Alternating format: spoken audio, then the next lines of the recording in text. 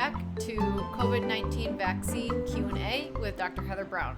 I'm Heather Brown, and I'm here to answer some questions, some frequently asked questions that I'm receiving about the coronavirus COVID-19 vaccines.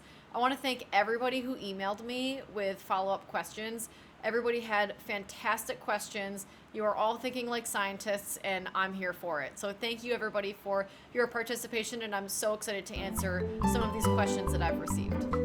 One of the questions that I received was, how long does the vaccination immunity last? And this is a great question because from what we know about vaccines that we currently have, that we've been having for decades, a vaccine like the flu only lasts a few months. A vaccine for measles lasts a lifetime. So we know that vaccine immunity can vary depending on the vaccine. And that's the same situation with the COVID-19 vaccines. So we know that it will hopefully confer immunity for at least 1 year, and some scientists are predicting that it will confer immunity up to several years. Only time will tell with this by measuring people's antibodies as time goes by after they've been vaccinated. So right now we don't know for sure, but we are predicting from anywhere from a year to several years. And again, this is consistent with what we already know about vaccines, such as the flu vaccine or the measles vaccine, where some of them confer immunity for a lifetime, and some of them you have to get a booster shot. So we're all familiar with this, and so this might be the situation for the COVID-19 vaccines. We're just going to have to wait and find out. The next question that I received was, how long does immunity last from natural infection? This is a great question, and so far what we're seeing is that some people that have been naturally infected with the virus and gotten sick, they're getting infected again and sick again after 3 months. So we know that this immunity from natural infection is at least 3 months for some people. It might be longer for other people, but we know that 3 months we are seeing people being reinfected. Is it safe to be around an unvaccinated person? This is a really great question as well. And the answer to this is maybe.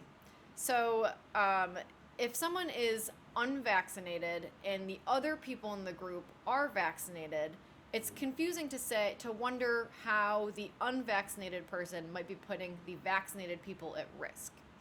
But a scenario at which this risk might exist is if the vaccinated people are suffering a chronic illness, if they, for some reason, did not have a robust immune response from their vaccine. For example, if they're on immunosuppressive drugs or undergoing cancer treatment or treatment for other chronic illnesses such as MS, then maybe they did not have a robust immune response from that vaccine.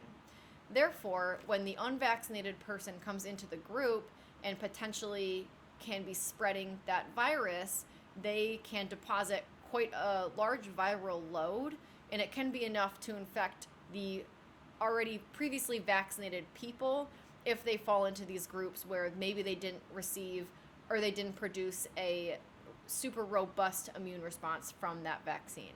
So the unvaccinated person is really putting the vaccinated people at risk depending on their risk group. In a third scenario where an unvaccinated person might be putting a vaccinated person at risk is, like we talked about earlier in this video, how we're not fully sure how long immunity will last from vaccination. So that tells us that we know that over time, the immunity that we build, the antibodies that we produce from the vaccine will wane over time.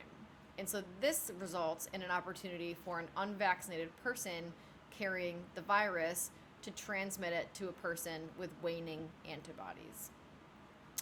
Again, in this situation, it's best if all parties are vaccinated, then that will decrease the possibility of an unvaccinated person transmitting it to somebody with a suppressed immune system, dealing with a chronic illness, an elderly person, or someone whose antibodies are just waning from their original vaccine. And then the last question that I received was, does the vaccine contain any cells from an aborted fetus?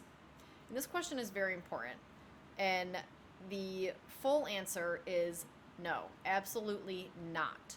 None of the vaccines on the market contain anything from an aborted fetus. They don't contain tissue. They don't contain fetal cells at all. So that rumor is false.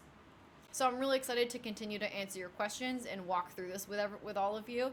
Please email me at askdrbrown@gmail.com. Any other questions? So far, these are all fantastic questions, and you're all thinking like scientists, and this is great. So I'll see you next time.